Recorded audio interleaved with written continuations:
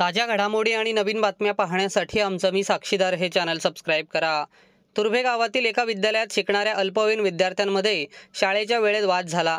शाळा सुटल्यावर या वादाचे रूपांतर हाणामारीत झाले।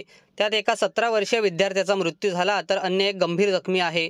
या प्रकरणी 7 ते 8 विद्यार्थ्यांना पोलिसांनी ताब्यात घेतले। आदित्य भोसले याचा मृत्यू झाला तर देवांग ठाकूर हा जखमी आहे।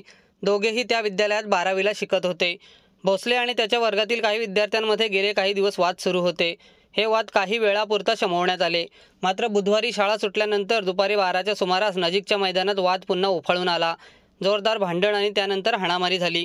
त्यात आदित्य भोसले आणि देवांग ठाकूर गंभीर जखमी झाले। जखमींवर नवी मुंबई महानगरपालिकेच्या वाशी येथील रुग्णालयात उपचार सुरू असताना भोसले याला मृत घोषित केले, तर ठाकूर याच्यावर अद्याप उपचार सुरू आहेत। आज दिनांक 13 मार्च 2024 रोजी सामंत विद्यालयाजवळ तुर्भे गाव या ठिकाणी शाळेमध्ये तिथे शिकणारे आदित्य भोसले वय 17 वर्ष हा सामंत विद्यालयाचा विद्यार्थी आहे आणि तो इयत्ता 12वी मध्ये आहे। तो आणि एक देवांग संदीप ठाकूर त्याचं वय 17 वर्ष आहे आणि तो देखील तुर्भे गावामध्ये राहतो।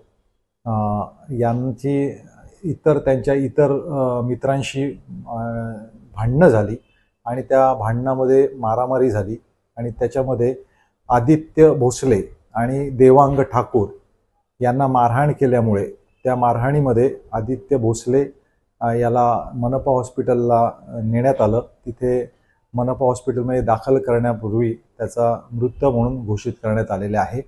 त्याचप्रमाणे देवांग याला देखील मारहाण झालेली आहे, त्याच्यावर देखील उपचार सुरू आहेत। या बाबतीमध्ये APMC पोलीस ठाणे येथे खुनाचा गुन्हा नोंद होण्याची प्रक्रिया सुरू आहे। त्याचप्रमाणे लवकरात लवकर आरोपी निष्पन्न करून त्यांना अटक करत आहोत। त्यांच्या भांडणाचं अजून काहीच नेमकं कारण असं कळलेलं नाहीये, त्याच्याकरता तपास सुरू आहे। लवकरच ते आपल्याला संपूर्ण माहिती तपासामध्ये पुढे येईल।